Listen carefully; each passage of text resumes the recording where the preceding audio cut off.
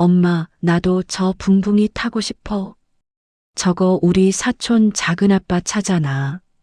우리도 다음에 타면 안 돼? 엄마, 왜 대답 안 해? 엄마 들었어? 아이의 손가락 끝을 따라 시선이 천천히 옮겨갔습니다.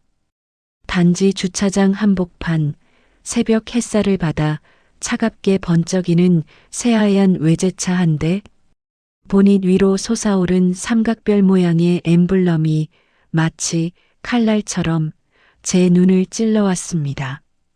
시동생 태민의 차였습니다. 저는 손을 뻗어 지호의 패딩 모자에 달린 털 장식을 아래로 꾹 눌러내렸습니다.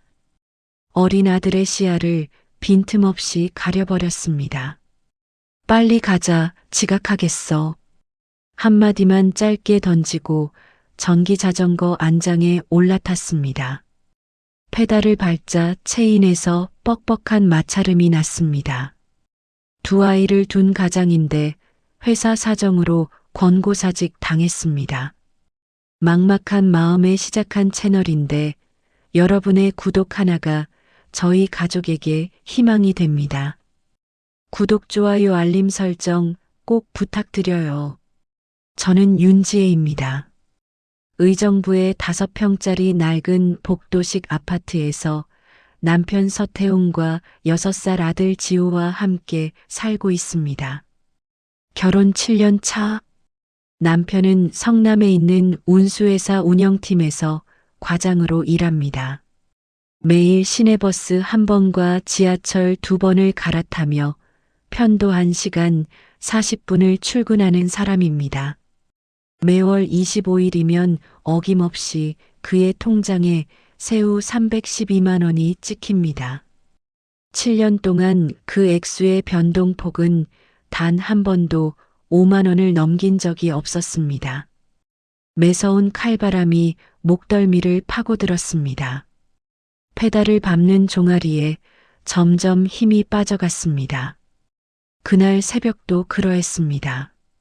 휴대폰의 첫 번째 짧은 진동이 울리기가 무섭게 두 번째 진동이 울리기 전에 재빨리 화면을 눌러 껐습니다. 화장기 없는 제 얼굴 위로 차가운 액정 불빛이 잠깐 머물렀다 사라졌습니다. 옆자리는 텅 비어 있었습니다. 그 자리에 이불 시트는 이미 싸늘하게 식어 있었습니다. 남편은 이미 첫 차를 타기 위해 집을 나선 후였습니다.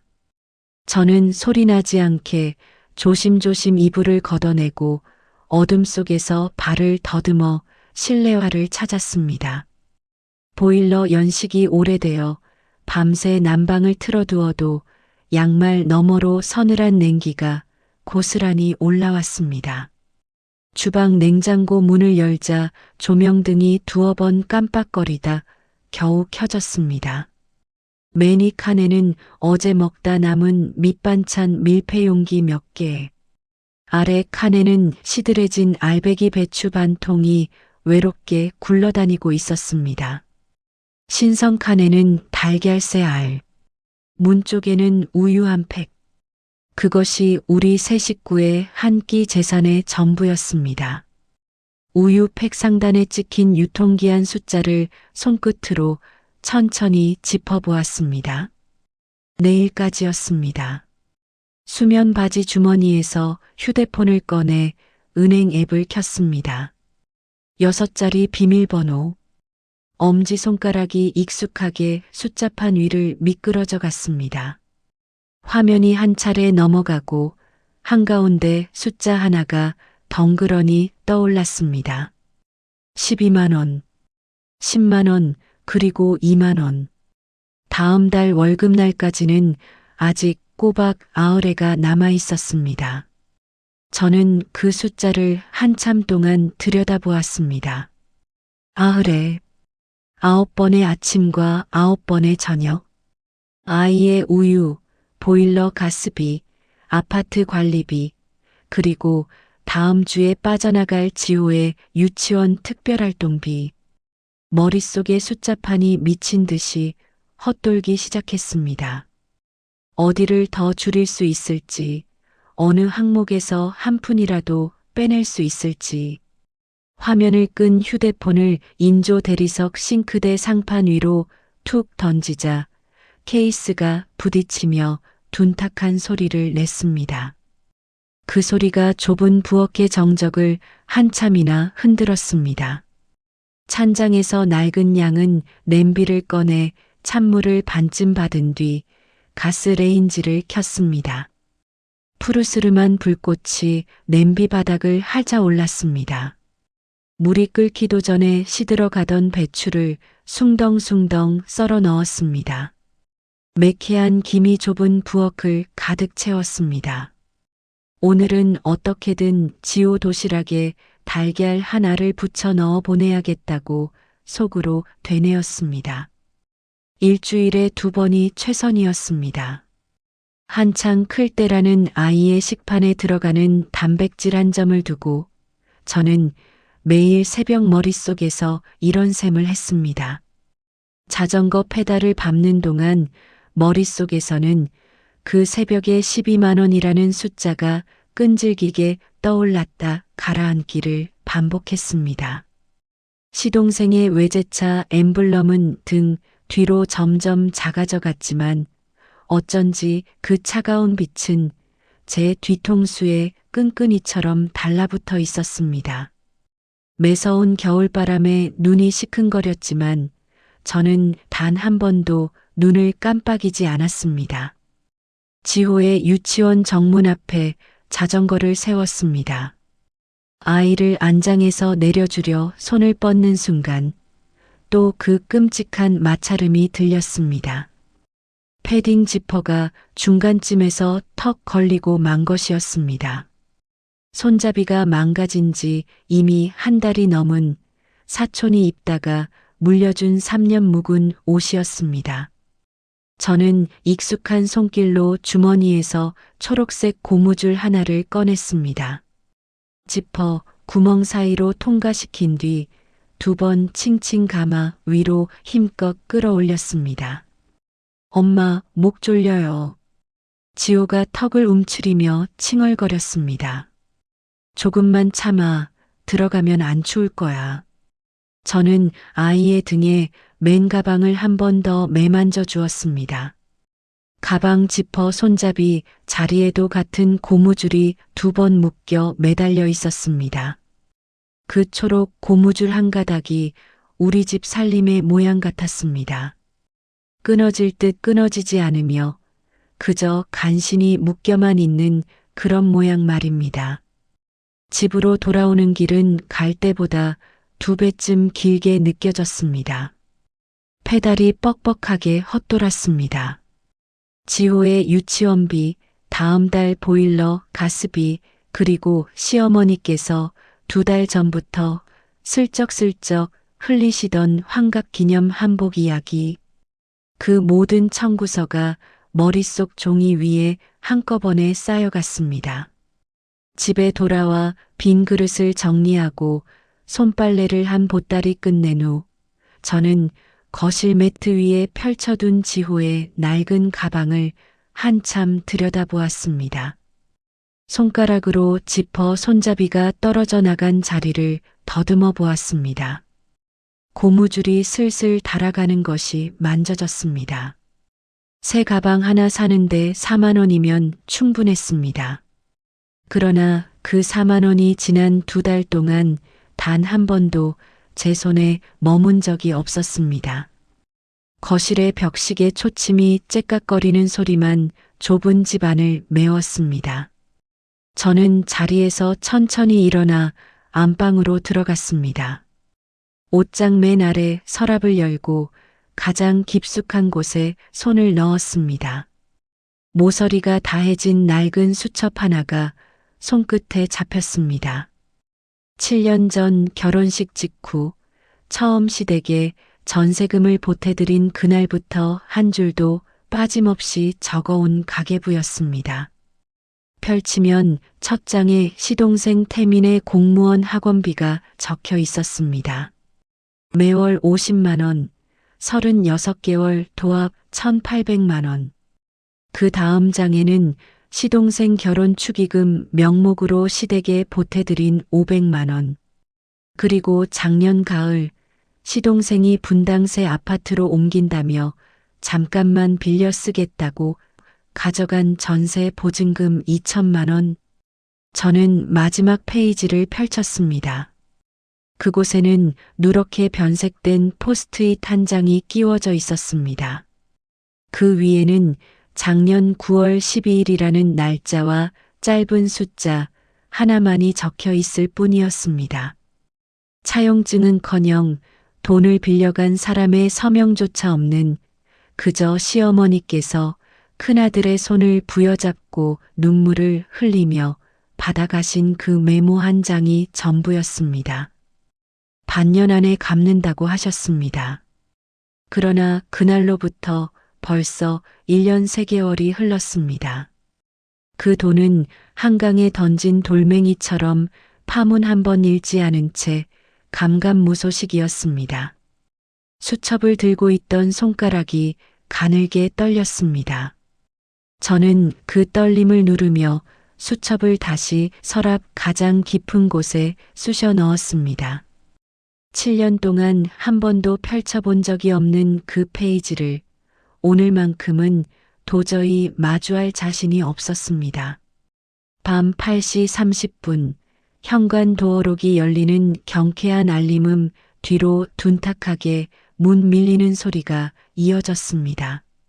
화장실에서 걸레를 들고 나오던 저는 허리를 숙인 채 구두를 벗는 남편을 보았습니다.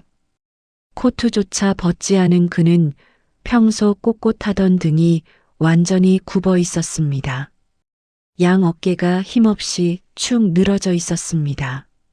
늘 던지던 지호는 잤느냐는 일상적인 물음도 없이 그는 곧장 거실로 걸어들어와 주머니에서 휴대폰을 꺼냈습니다. 잠금이 해제된 화면을 그대로 제게 내밀었습니다. 아무런 말도 없었습니다. 제 심장이 철렁 내려앉았습니다. 저는 남편을 잘 알았습니다. 이토록 숨막히는 침묵의 순간은 단 한 가지 의미밖에 없었습니다. 서둘러 손에 묻은 물기를 닦아내고 휴대폰을 건네받았습니다. 화면 안에는 카카오톡 가족 단체방이 떠 있었습니다. 가장 마지막에 올라온 메시지는 시어머니 이목분 여사가 보내신 것이었습니다. 이번 주 일요일 점심에 어미가 된장찌개 끓일 테니 다들 넘어와라. 태민이가 형한테 의논할 일이 있단다. 순간 누군가 명치를 세게 후려친 것처럼 위장이 쪼그라들었습니다. 너무나도 익숙한 패턴이었습니다. 의논할 일. 시어머니의 사전에서 그 단어의 뜻은 오직 하나뿐이었습니다. 돈을 달라는 것. 남편은 이미 몸을 돌려 베란다 미닫이 문을 열고 밖으로 나간 뒤였습니다. 차가운 공기가 거실로 훅 밀려들었다가 이내 문 밖으로 차단되었습니다. 유리창 너머로 그가 주머니에서 담뱃갑을 꺼내 한 개비를 입에 무는 모습이 보였습니다. 라이터 불꽃이 타오르는 찰나 그의 눈가에 깊게 파인 피로감이 적나라하게 드러났습니다. 저는 휴대폰을 거실 탁자 위에 가만히 내려놓았습니다. 그러고는 주방으로 들어가 전자레인지 문을 열고 차갑게 식어버린 그의 밥과 반찬을 집어넣었습니다. 데움 버튼을 눌렀습니다. 웅웅거리는 기계음만이 소름 끼치도록 고요한 거실을 맴돌았습니다. 저는 전자레인지 앞에 선 채 내부를 밝히는 주황색 불빛만 미동도 없이 응시했습니다. 그날 늦은 밤 지호가 뒤척이며 고른 숨소리를 내고 있었습니다. 남편은 저를 등진 채 미동조차 하지 않고 누워 있었습니다. 잠든 것인지 깨어 있는 것인지 알 수 없었습니다. 저는 조심스럽게 이불을 걷고 일어나 낡은 카디건을 걸쳤습니다. 거실의 유일한 작은 교자상 앞에 주저앉아 스탠드 조명 하나만 켰습니다. 서랍 맨 밑바닥에서 낮에 도로 넣어두었던 그 수첩을 다시 꺼냈습니다. 볼펜 한 자루를 쥐었습니다. 휴대폰을 켜서 은행 앱에 접속한 뒤 7년치 이체 내역을 한 줄 한 줄 거슬러 올라가기 시작했습니다.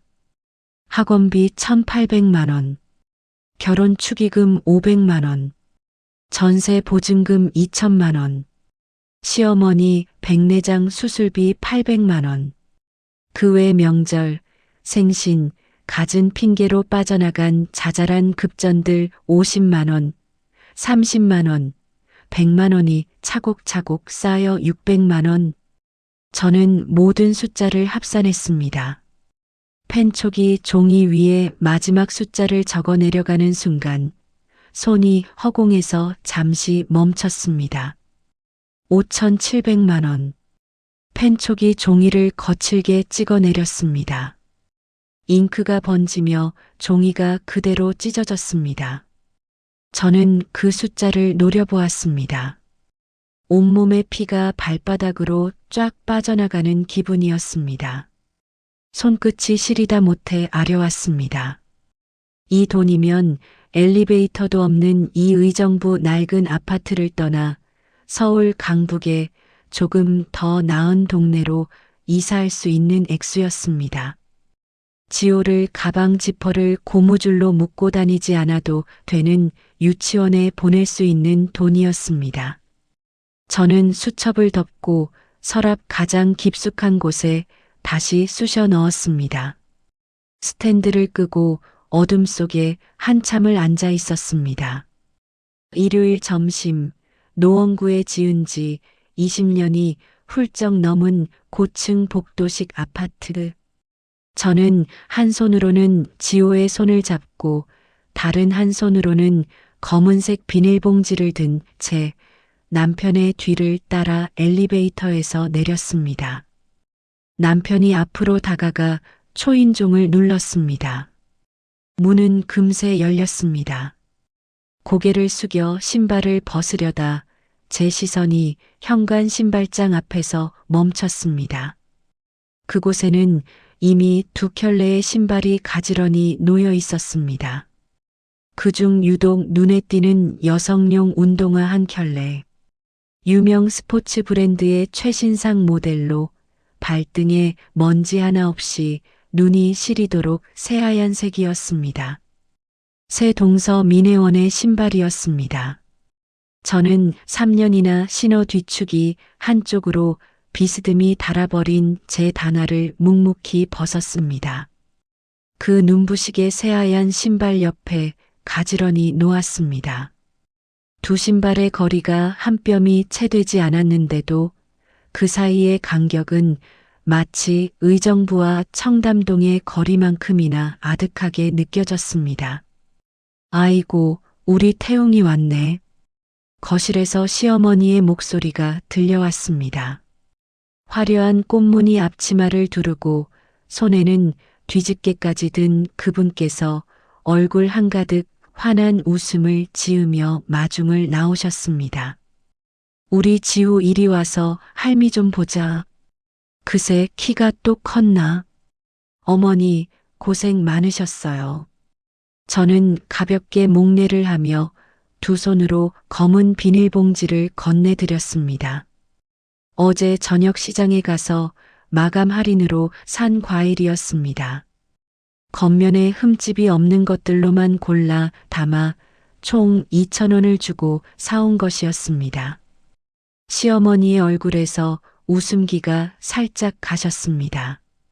그분께서는 한 손으로 비닐봉지를 낚아채듯 받아드시고는 안을 쓱 한번 들여다본 뒤 신발장 옆에 대충 던져두셨습니다.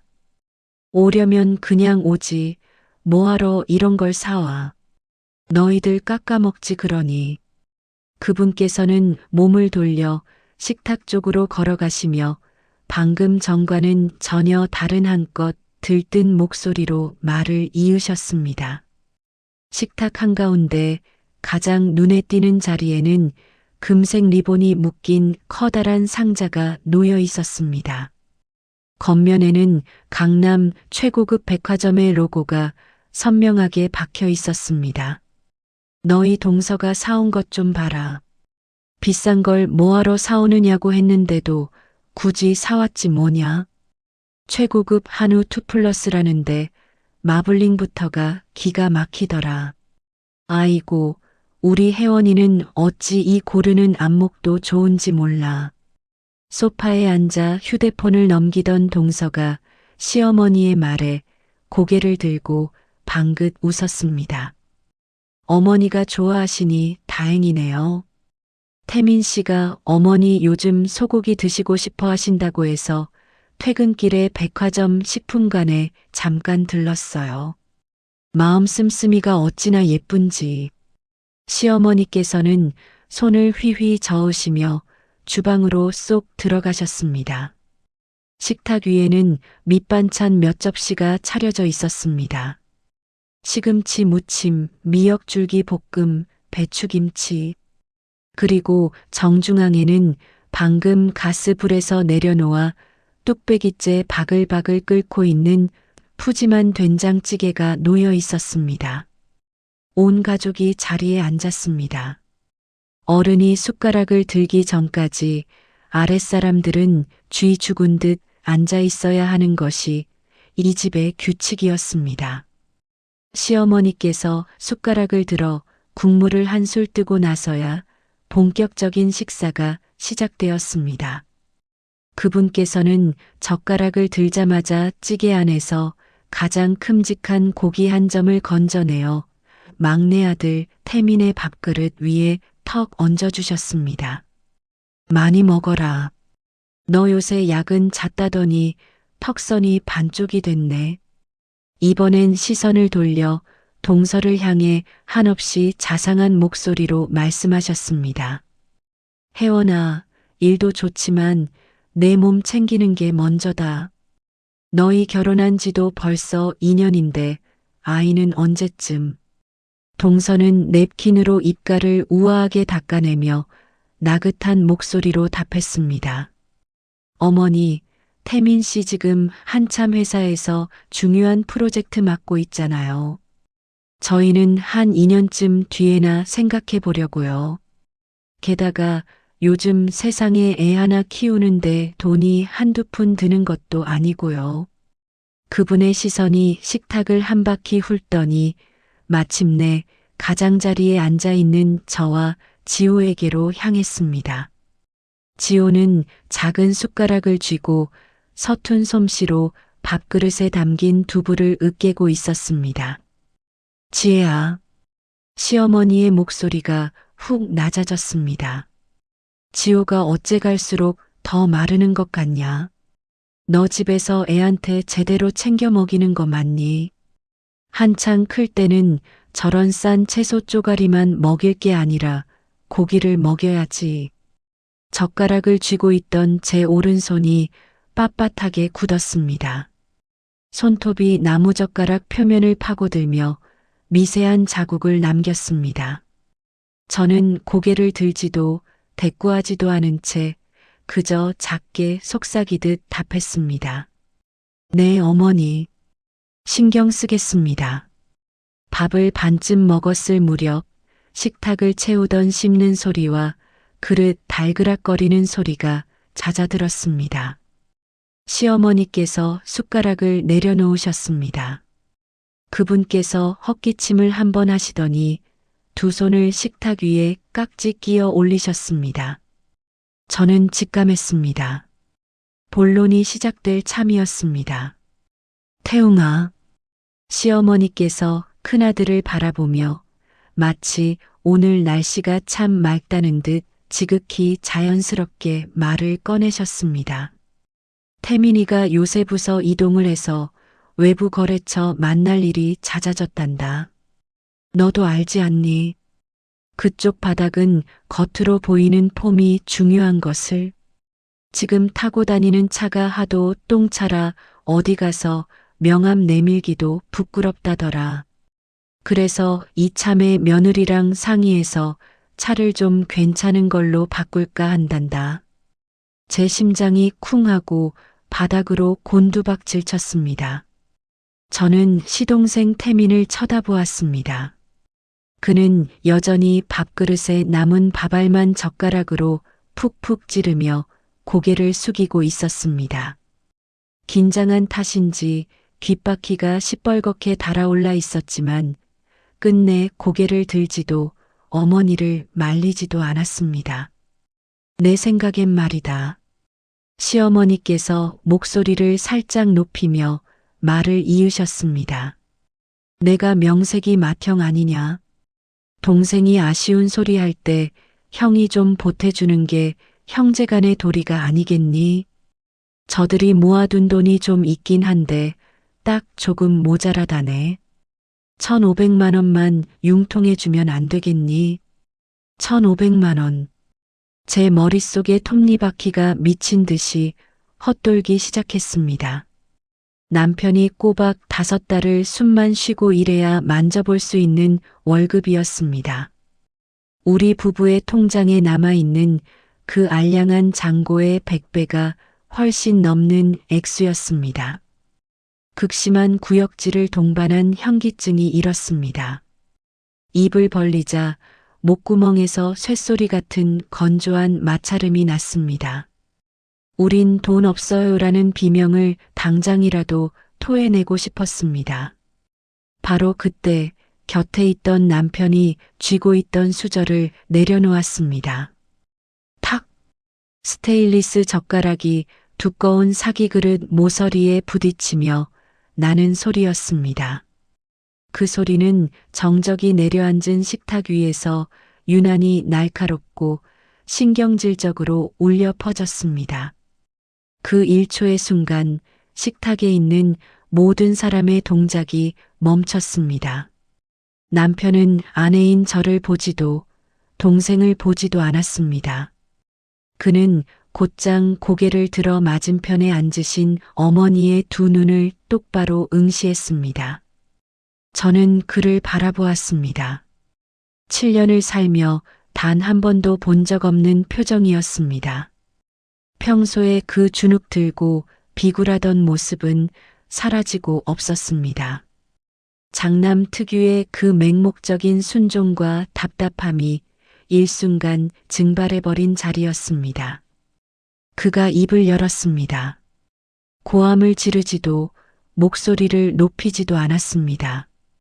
그러나 한 글자 한 글자가 마치 살얼음을 잘게 부수며 뱉어내는 것처럼 선명했습니다.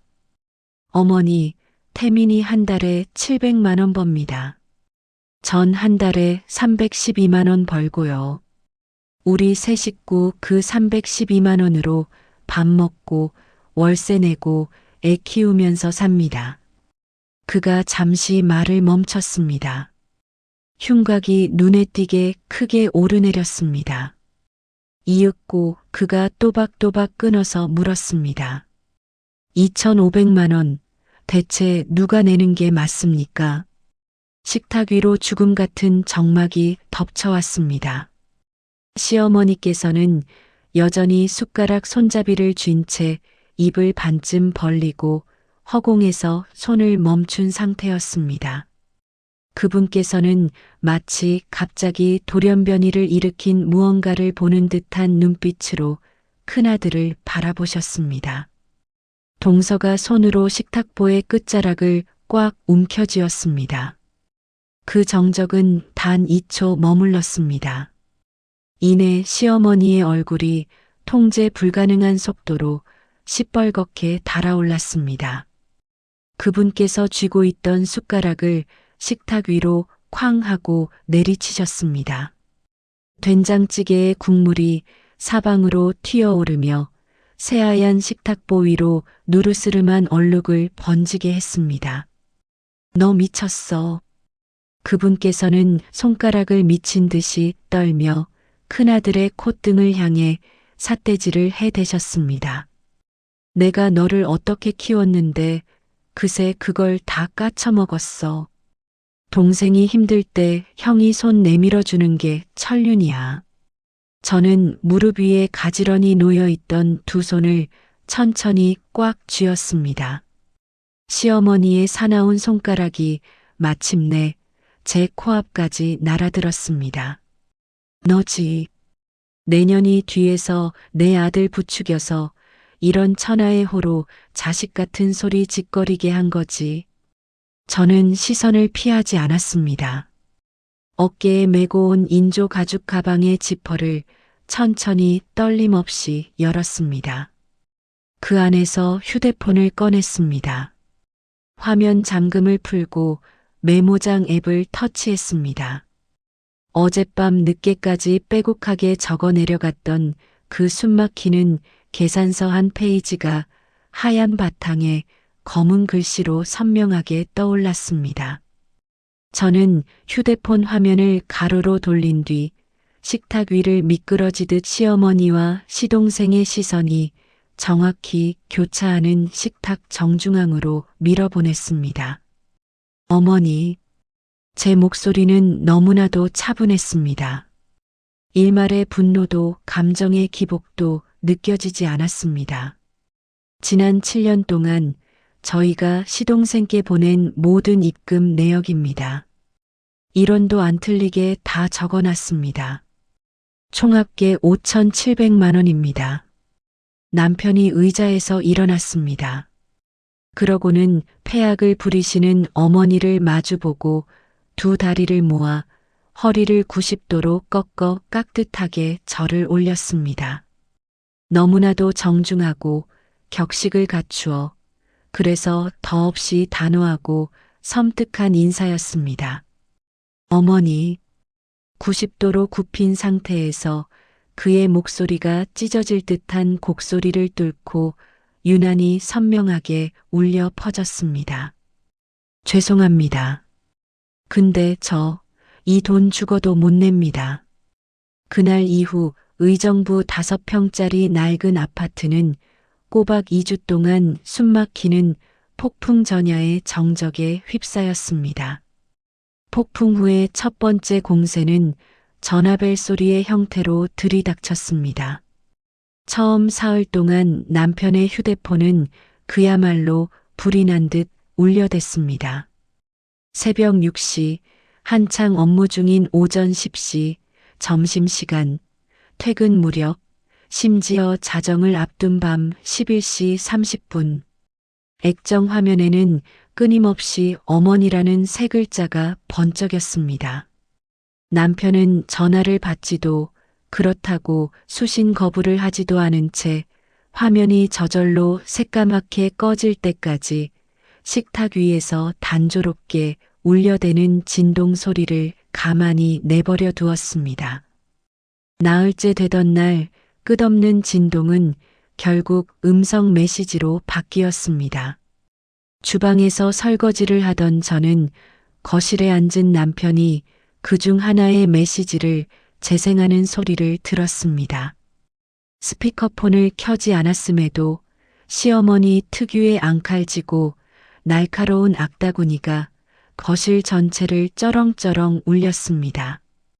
이 천하의 배은망덕한 놈아, 내가 너를 어떻게 키웠는데 굴러들어온 돌 같은 며느리년 치맛자락에 쌓여서 제 핏줄인 친동생을 내모냐? 당장 기어들어와서 내 앞에 무릎 꿇고 싹싹 빌지 못해. 안 그러면 나한테서 태어난 자식 없는 셈 칠 테니까 알아서 해. 소파 끝자락에 걸터앉은 남편의 등은 한없이 굽어 있었습니다. 메시지가 끝날 때까지 묵묵히 듣고 있던 그는 화면을 슬쩍 밀어 음성 메시지를 삭제한 뒤 휴대폰을 뒤집어 거실 탁자 위에 내려놓았습니다. 시어머니뿐만 아니라 시댁의 다른 식구들도 압박을 가하기 시작했습니다. 그 중에서도 큰 고모 서미경의 메시지가 가장 길었습니다. 어찌됐든 장남은 장남이지. 동생이 차 바꾸는 문제는 형제끼리 찬찬히 상의하면 될 일인데 어른들 다 계신 데서 그렇게 면박을 주고 휙 가버리면 어른들 마음이 얼마나 찢어지겠어. 고모 말 듣고 얼른 가서 죄송하다고 말씀드려라. 저는 장남은 장남이지라는 그 한 줄을 한참 동안 노려보았습니다. 마치 물을 잔뜩 먹은 스펀지가 가슴을 짓누르는 것처럼 숨이 턱 막혀왔습니다. 남편은 그 메시지에도 답장을 보내지 않았습니다. 그러고는 아예 휴대폰을 무음 모드로 바꿔버렸습니다. 그러나 그는 그날 밤부터 불면증에 시달리기 시작했습니다.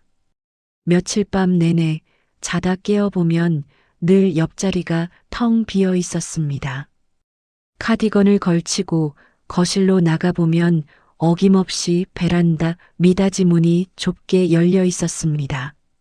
새벽 3시 차가운 공기가 문틈으로 파고들고 있었습니다. 남편은 거실을 등진 채 베란다 구석에 쭈그려 앉아 손가락 사이에 담배를 끼우고 있었습니다. 불도 켜지 않은 캄캄한 어둠 속에서 담배 끝에 붉은 불씨가 천천히 깜빡거렸습니다. 그 옆에 놓인 낡은 참치 통조림 캔으로 만든 잿더리에는 흉하게 지식여진 꽁초가 쌓여 있었습니다. 달빛 아래 그의 뒷모습이 유난히 왜소하고 쓸쓸해 보였습니다. 저는 미닫이 문 뒤에 서서 그 모습을 한참 동안 지켜보았습니다. 그러나 끝내 문을 열지 않고 묵묵히 침실로 돌아왔습니다. 어떤 위로의 말도 지금 그에게는 가시처럼 박힐 것을 알았기 때문이었습니다. 7년간 단 한 번도 그가 어머니의 뜻을 거스른 적이 없었던 그 단단한 굴레를 마침내 본인의 손으로 깨뜨린 사람에게는 그저 혼자 견딜 시간이 필요했습니다. 이불 속으로 다시 들어가 어둠 속에서 천장을 올려다보았습니다. 베란다 너머에서 라이터 불꽃이 한 번 더 번쩍이는 것이 유리에 비쳤습니다. 그날 밤 저는 한숨도 잠을 이루지 못했습니다. 다만 한 가지만은 분명히 결심했습니다. 이번에는 절대로 단 한 발자국도 물러서지 않겠다는 그 결심이었습니다. 전환점은 3주차 목요일에 찾아왔습니다. 오후 4시, 저는 지호를 데리러 유치원에 갔습니다. 아이들이 아직 나오지 않아 학부모들은 정문 앞에 모여 수다를 떨고 있었습니다. 저는 평소 이런 대화에 끼지 않는 편이라 가장자리에 물러서 있었습니다. 고개를 숙인 채 지호의 고장난 가방 지퍼를 살펴보고 있었습니다. 거기에 묶여있던 초록색 고무줄이 끊어질 듯 달아 있었습니다. 집에 가면 새 것으로 바꿔야겠다고 생각하던 중이었습니다. 지호 엄마 같은 아파트 단지에 사는 장 여사가 불쑥 제게 다가왔습니다. 목소리를 잔뜩 낮춘 그분의 얼굴에는 특급 폭로를 터뜨리기 직전의 흥분감이 가득했습니다. 안녕하세요, 어머님. 저는 가볍게 고개를 숙여 인사했습니다. 장 여사는 주변을 한번 살피더니 제 쪽으로 바짝 다가섰습니다. 지난 주말에 우리 딸내미가 청담동으로 바람 쐬러 가자고 해서 다녀왔잖아. 수입차 매장 옆에서 커피를 마셨는데 글쎄 거기서 내가 누굴 봤는지 알아요. 제가 아무런 대꾸를 하지 않았지만 장 여사는 개의치 않고 은밀한 목소리로 말을 이었습니다. 지온의 시동생 부부 아니에요. 두 사람이 어찌나 삐까번쩍하게 차려입었는지. 그 사람들이 들어간 매장이 말이에요. 우리 딸내미 말로는 7천에서 8천만 원은 기본으로 넘어가는 고급 외제차만 다루는 곳이래. 내가 마침 화장실 가느라 지나치는데 양복 차림 딜러가 시동생분께 허리를 굽실거리면서 단골 손님 또 오셨네요. 이러지 뭐예요. 두 분이 새카만 SUV 한 대를 구경하고 있길래 우리 딸이 인터넷으로 얼른 검색해 봤더니 그 차가 무려 7,500만 원이라는 거야.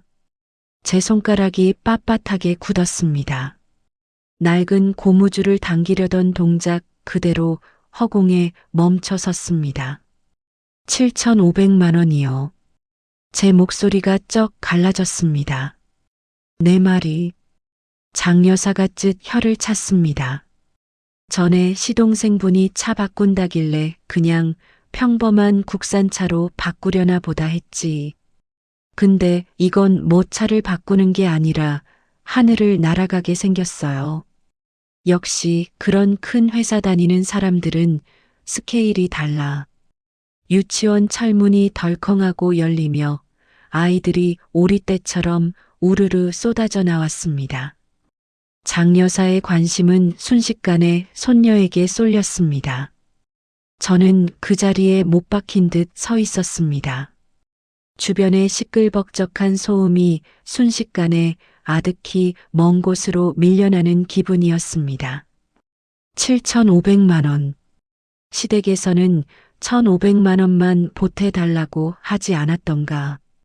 자기들 손으로 6천만 원이나 끌어올 수 있으면서 왜 하필 가족이 모인 자리에서 한 달에 312만 원 버는 우리에게 그 1,500만 원을 뜯어내려 했던 걸까? 소름 끼치는 의심 하나가 머릿속에서 독초처럼 미친 듯이 자라나기 시작했습니다. 그날 밤 저녁 식사를 마친 남편은 늘 그렇듯 베란다로 담배를 피우러 나갔습니다. 밥상 앞에 앉은 저는 그가 소파 위에 툭 던져둔 휴대폰을 바라보았습니다. 액정 가장자리에 금이 간 낡은 휴대폰이었습니다. 저는 한참을 망설였습니다. 지난 7년 동안 단 한 번도 그의 휴대폰을 몰래 들여다본 적이 없었습니다. 부부 사이에도 최소한 지켜야 할 선이 있다고 믿었기 때문입니다. 그러나 오늘 장 여사가 던진 그 한마디가 가시가 되어 목구멍 깊숙이 박혀버렸습니다. 저는 자리에서 일어나 휴대폰을 집어들었습니다. 화면 위에서 손가락이 잠시 맴돌다 이내 6자리 비밀번호를 꾹꾹 눌렀습니다. 지호의 생일. 화면 잠금이 풀렸습니다. 저는 카카오톡이나 통화 기록은 거들떠보지도 않고 곧장 은행 앱을 터치했습니다. 페이지가 넘어가고 늘 보던 익숙한 통장 잔고가 떴습니다. 그러나 제가 찾던 건 이게 아니었습니다. 오른쪽 아래에 전체 계좌 메뉴를 누르고 화면을 아래로 쭉 내린 다음 대출 상세 조회 항목을 터치했습니다. 화면이 로딩되는 1초의 시간, 그리고 떠오른 숫자들을 본 순간 저는 하마터면 헉하고 비명을 지를 뻔했습니다. 화면 중앙에는 그동안 단 한 번도 본 적 없는 대출 내역이 버젓이 자리 잡고 있었습니다. 무보증 개인 신용대출, 대출 금액 2천만 원, 연 이자율 6.8%, 대출 실행일 작년 9월 12일, 매월 결제일 매월 25일, 이번 달 상환 예정 원리금 38만 4,500원, 작년 9월 12일, 정확히 시어머니가 가족 단톡방에서 시동생 전세 보증금 이야기를 꺼냈던 바로 그 주였습니다. 매월 25일은 남편의 월급날이었습니다. 312만 원이라 믿었던 그 돈이 사실은 38만 4,500원이 자동으로 빠져나간 후에 남은 금액이었던 것입니다. 극심한 구역질이 올라왔습니다. 두 손으로 입을 꽉 틀어막았습니다. 화가 나는 것이 아니라 바닥을 알 수 없는 지독한 비애감이 몰려왔습니다. 베란다 문이 드르륵 열렸습니다. 양손을 비비며 들어오던 남편이 고개를 들었고 정확히 저와 시선이 마주쳤습니다. 그는 제 손에 들린 자신의 휴대폰을 보았습니다. 그리고 눈이 시리도록 하얗게 빛나고 있는 은행 화면까지 보아버렸습니다. 그의 발걸음이 그 자리에 못 박힌 듯 얼어붙었습니다. 집안은 끔찍할 만큼 고요해졌습니다. 지혜야. 한 줌의 모래를 삼킨 듯 그의 목소리가 탁하게 갈라져 나왔습니다. 저는 화를 내지 않았습니다. 천천히 소파로 다가가 앉으며 휴대폰을 거실 탁자 위에 내려놓았습니다. 화면은 여전히 켜져 있었습니다. 제 옆자리를 손바닥으로 툭툭 쳤습니다. 앉아. 남편은 다가와 잘못을 저지른 아이처럼 소파 끄트머리에 뻣뻣하게 걸터 앉아 두 손을 무릎 사이에 꽉 끼웠습니다. 왜 말 안 했어? 제 목소리는 평소 부부 싸움을 할 때처럼 날카롭지 않고 무서울 정도로 차분했습니다. 남편의 목을 대가 위아래로 크게 울렁거렸습니다. 그는 고개를 푹 숙인 채 거칠어진 자신의 손가락만 쳐다보았습니다. 그날 어머니가 나를 본가로 부르셨어. 태민이가 마음에 든다는 집이 당장 계약 안 하면 다른 사람한테 넘어간다면서 우시더라고. 2천만 원이 딱 모자라는데 태민이 돈은 주식에 다 물려 있어서 당장 뺄 수가 없다고 하셨어. 내가 장남인데 안 도와주면 태민이가 마음 편히 장가도 못 가겠다고 하시면서 그의 말이 느릿느릿 띄엄띄엄 이어졌습니다. 나 진짜 돈 없다고 했어. 그랬더니 내 이름으로 은행에서 대출 좀 받으라고 하시더라. 어차피 연말에 태민이 보너스 나오면 싹 다 갚아줄 거라고. 그래서 당신 이름으로 신용대출을 받은 거구나. 제가 차갑게 덧붙였습니다. 난 진짜 갚을 줄 알았어. 그의 어깨가 떨리기 시작했습니다. 연말에 내가 한번 물어봤거든. 근데 태민이가 혜원이 친정에 명품백 몇 개 사야 해서 돈이 빠듯하다며 몇 달만 더 기다려 달라는 거야. 그러고 났더니 어머니가 나서서 형이란 놈이 허구한 날 동생한테 돈 갚으라고 닥달하는 게 제정신이냐며 펄펄 뛰셨지. 저는 남편을 바라보았습니다. 머리카락 사이로 흰머리가 드문드문 섞여 있는 이 사람. 매일 운수회사 사무실에서 목이 터져라 소리치며 화물을 지휘하느라 허리 디스크까지 달고 살면서 정작 자기 어머니와 동생 앞에서는 진흙탕에 처박힌 폐잔병처럼 비굴하게 굴어온 이 사람. 남편이 갑자기 양손을 들어 자기 얼굴을 푹 감싸 쥐었습니다. 지혜야, 미안해. 손가락 틈새로 처절하게 무너져 내리는 절망적인 짐승 같은 울음이 새어나왔습니다. 나는 늘 생각했어. 내가 장남이니까. 아버지도 일찍 돌아가셨는데 나마저 이 집안을 안 버티면 우리 가족 다 박살난다고. 내가 조금만 더 참고 견디면 태민이도 철들겠지. 어머니도 더는 무리한 부탁 안 하시겠지. 그렇게 버텼어? 근데 이제 못 버티겠어. 나 진짜 죽을 것 같아. 저는 울지 않았습니다. 눈시울이 시리도록 건조할 뿐이었습니다. 손을 뻗어 그를 안아주는 대신 그의 손목을 아주 꽉 움켜쥐었습니다. 니트 너머로 그가 헐떡이듯 빠르고 거칠게 뛰는 맥박이 고스란히 전해졌습니다. 손목을 쥔 힘을 더 꽉 주며 그가 억지로 고개를 들어 저를 쳐다보게 만들었습니다. 내 말 잘 들어. 우리는 그 집안을 버틸 필요 없어. 아버님 돌아가셨을 때 이미 그 집은 당신 책임이 아니게 된 거야.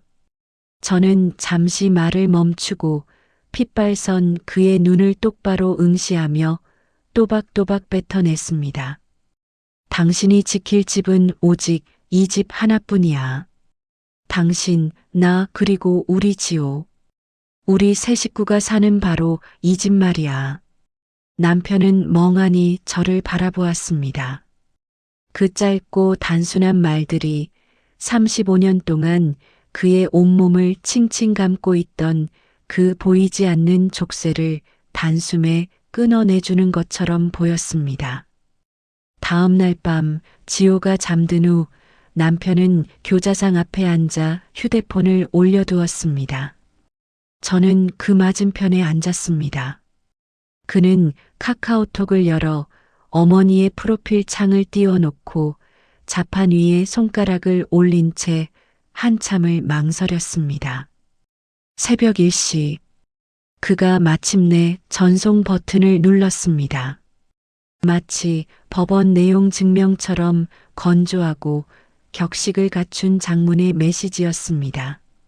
어머니, 첫째, 작년 9월 태민이에게 빌려준 전세 보증금 2천만 원은 제가 제 이름으로 직접 은행에서 받은 신용대출입니다.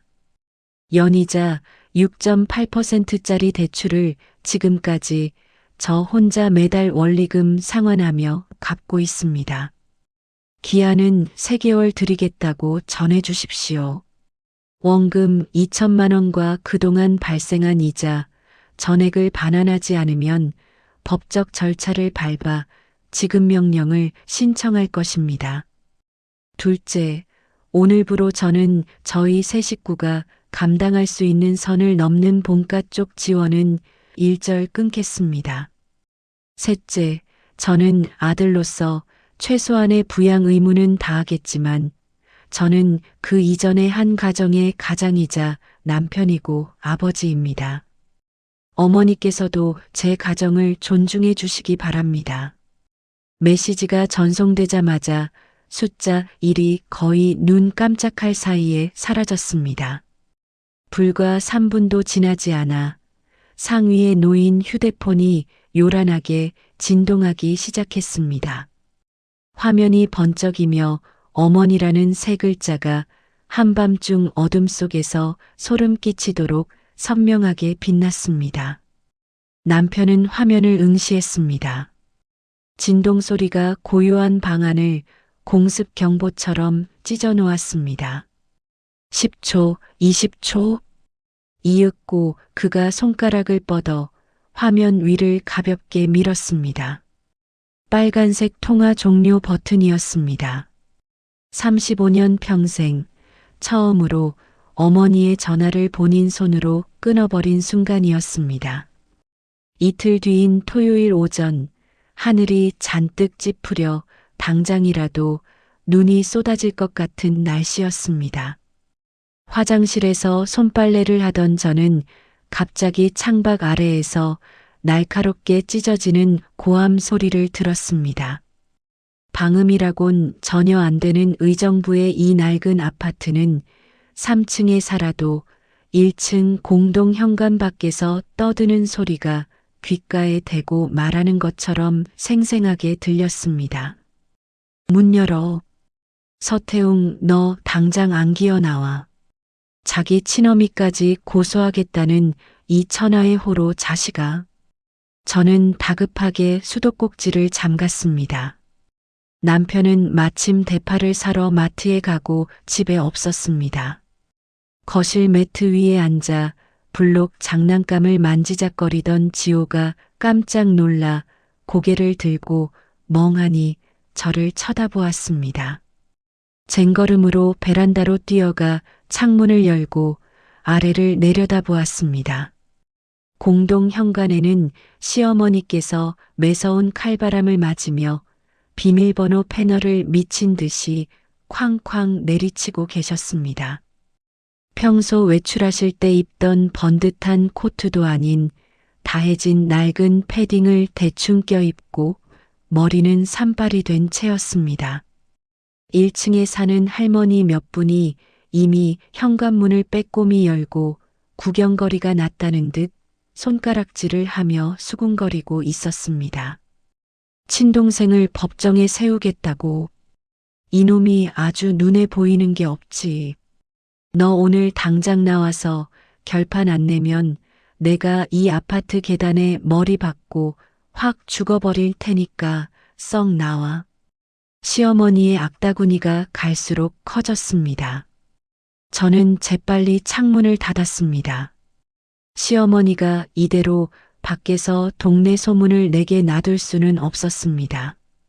빤한 동네 사람들이 모여 사는 이 낡은 아파트 단지에서 이런 망신살이 한번 퍼지면 나중에 지호는 놀이터 미끄럼틀 근처에도 못 갈 게 뻔했습니다. 지호야, 방에서 조용히 블록 쌓고 있어. 엄마 잠깐만 다녀올게. 저는 현관에 놓인 열쇠만 쥔 채 겉옷도 챙겨 입지 못하고 얇은 니트 차림 그대로 계단을 뛰어내려갔습니다. 1층 공동 현관문을 왈칵 밀고 나가는 순간 시어머니의 호통이 일순간 멈췄습니다. 나온 사람이 저라는 걸 확인하시자 그분의 눈에 살기가 번뜩였습니다. 마침내 진범을 잡아냈다는 표정으로 달려드신 그분께서는 다짜고짜 제 팔뚝을 확 틀어주셨습니다.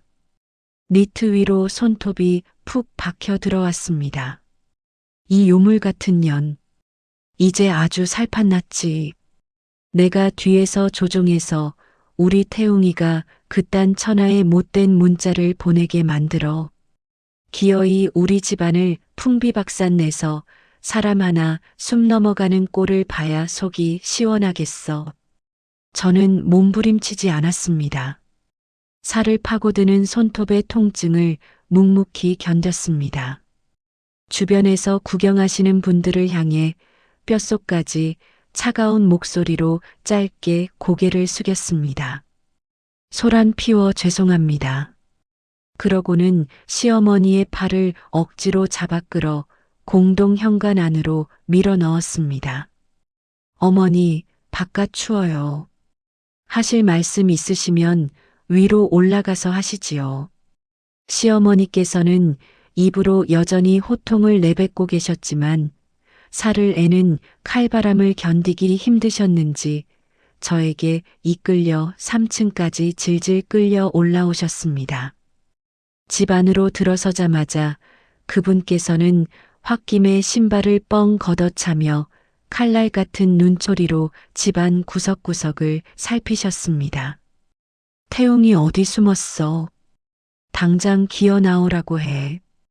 어미 피 말려놓고 쥐새끼처럼 숨으면 다야. 남편은 마트 가고 집에 없습니다.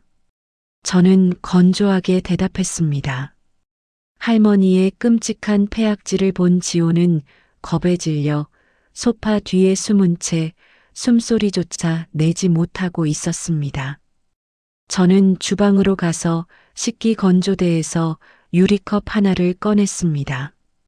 정수기에서 미지근한 물을 받아 거실로 돌아온 저는 소파에 앉아 씩씩거리고 계신 시어머니께 두 손으로 컵을 내밀었습니다. 어머니, 우선 물부터 좀 드세요. 시어머니께서는 일말의 당황함도 죄책감도 없이 빳빳하게 고개를 들고 있는 며느리의 얼굴을 보시자 분노가 정수리 끝까지 치솟으신 모양이었습니다. 물, 내년이 탄 독약을 먹고 되지라고. 그분이 신경질적으로 팔을 휘두르셨습니다. 쨍그랑. 유리컵이 허공을 날아 거실 탁자 모서리에 세게 부딪히더니 끔찍한 파열음을 내며 산산조각이 났습니다.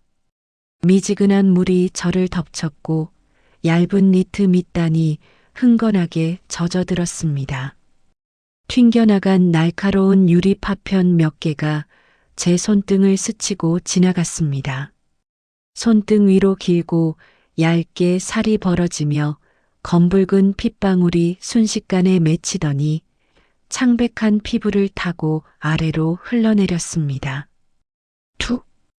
핏방울 하나가 마룻바닥 위에 떨어졌습니다.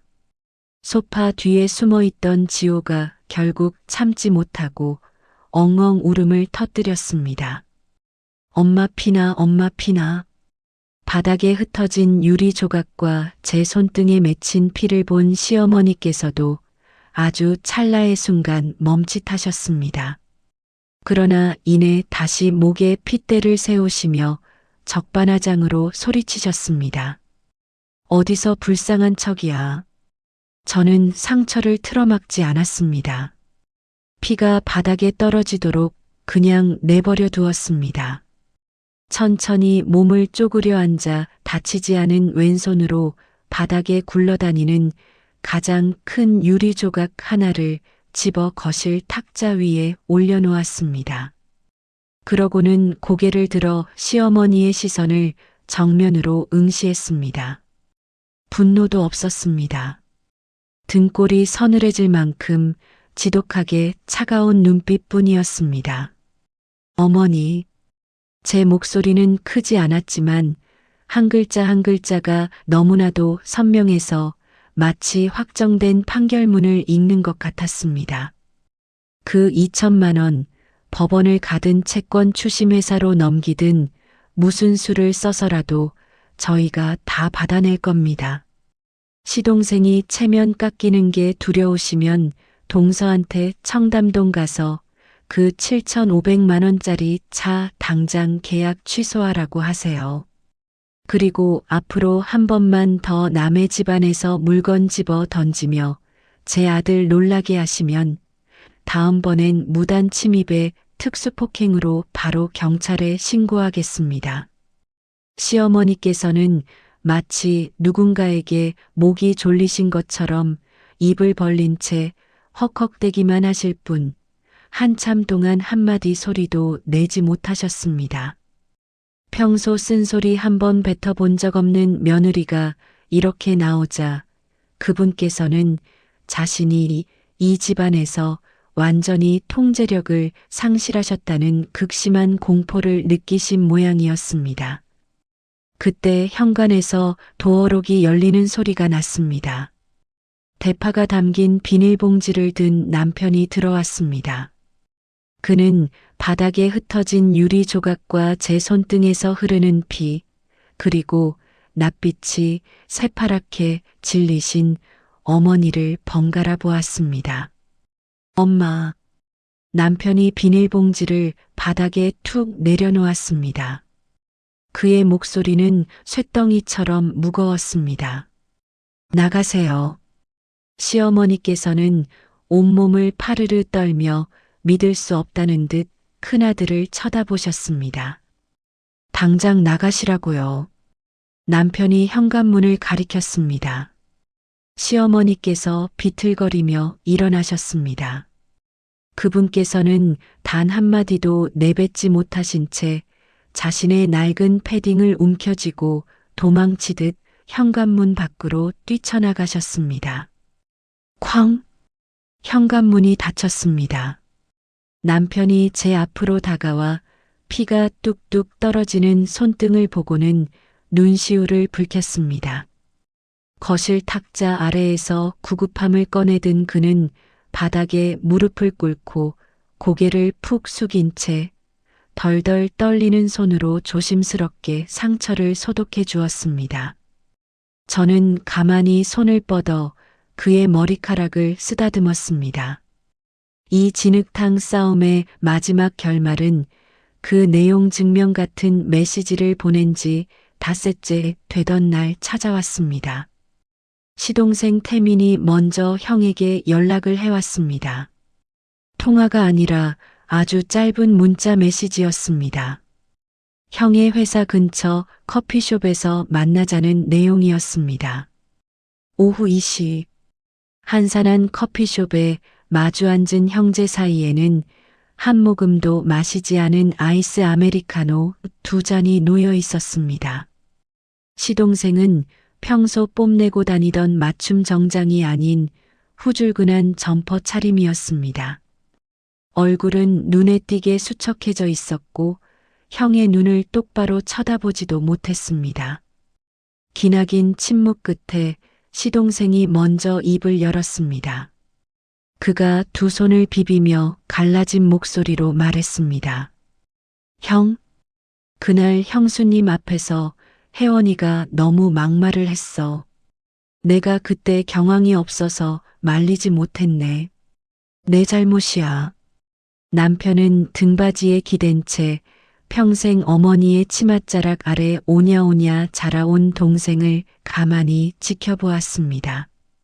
명품 양복과 잘난 명함을 다 벗겨놓고 보니 이 사람 역시 일이 터지면 자기 변명하기 급급한 약한 인간일 뿐이라는 사실을 새삼 깨달은 듯한 표정이었습니다.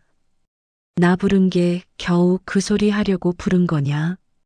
남편의 말투는 한없이 건조했습니다. 시동생이 입술을 꽉 깨물더니 결심한 듯 들고 온 서류 가방의 지퍼를 열었습니다. 그 안에서 종이 한 장을 꺼내어 형 앞으로 쓱 밀어보냈습니다. 자기 앞 수표였습니다.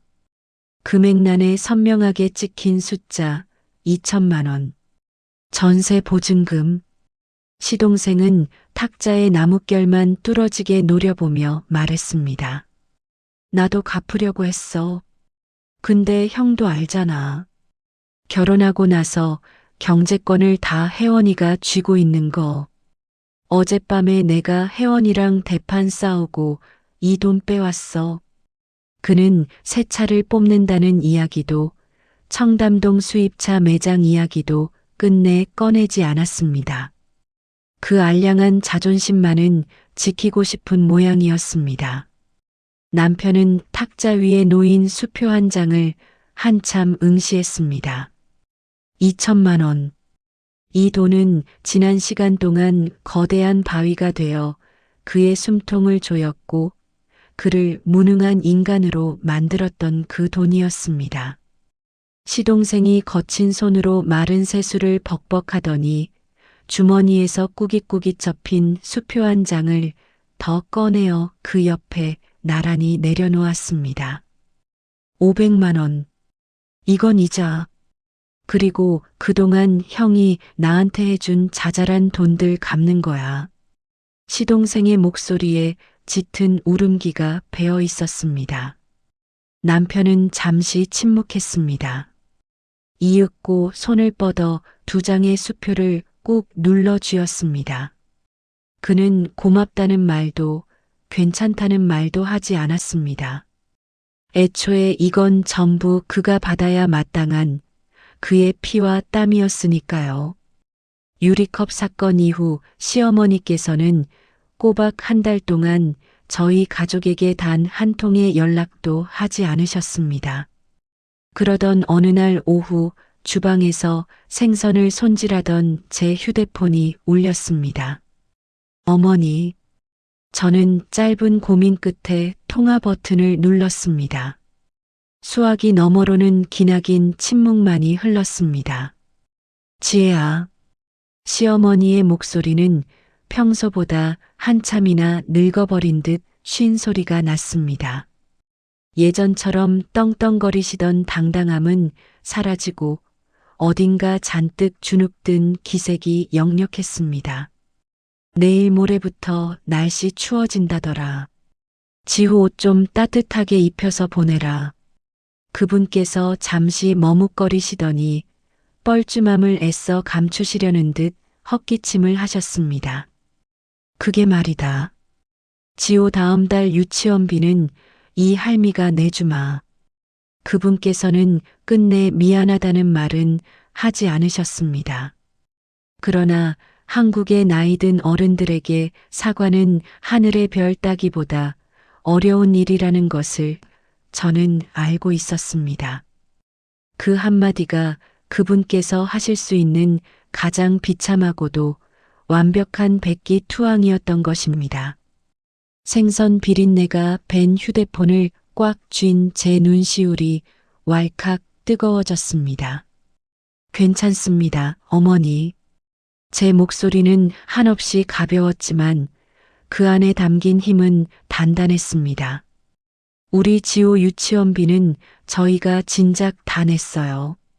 그 돈으로 어머니 맛있는 거나 사드세요. 저는 미련 없이 전화를 끊었습니다. 참았던 눈물 한 방울이 소리 없이 볼을 타고 흘러 도마 위 생선 토막 옆으로 툭 떨어졌습니다. 시어머니의 마음에 감동해서가 아니었습니다. 7년이라는 끔찍하게 기나긴 세월 동안 가슴속에 겹겹이 썩어 문드러졌던 그 지독한 억울함이 마침내 오늘 이 순간 완벽하게 씻겨 내려갔기 때문이었습니다. 반년 뒤 의정부의 봄은 유난히 더디게 찾아왔습니다. 시동생에게 돈을 돌려받은 바로 다음 날 남편은 은행으로 달려가 그 망할 신용대출을 전액 상환했습니다. 매달 38만 4,500원씩 뜯겨나가던 원금과 이자가 사라진 데다 올해 회사에서 월급이 쥐꼬리만큼 인상된 덕에 한 달 살림에 마침내 가뭄에 담비 내리듯 숨통이 트였습니다. 저희는 이사하지 않았습니다. 여전히 엘리베이터도 없고 보일러도 잘 돌지 않는 5평짜리 낡은 아파트에 살았습니다. 남는 돈을 차곡차곡 저축하여 내년에 초등학교에 들어갈 지호의 교육비로 쓰기로 부부가 합의했기 때문입니다.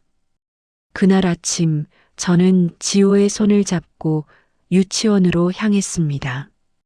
아이의 등에는 더 이상 지퍼가 고장나 고무줄로 칭칭 감은 낡은 가방이 매달려 있지 않았습니다. 대형마트에서 직접 골라 사준 새 백팩이었습니다. 비싼 메이커 가방은 아니었지만 튼튼하고 질긴 남색 캔버스 재질의 지퍼가 아주 부드럽게 열리고 닫히는 가방이었습니다. 엄마, 내 새 가방 짱 멋있어. 지퍼가 찍하고 한 번에 잠겨. 아이가 고개를 젖히며 눈을 반짝였습니다. 그날 밤 퇴근해서 돌아온 남편은 늘 그렇듯 베란다로 담배를 피우러 나가는 대신 곧장 주방으로 들어왔습니다.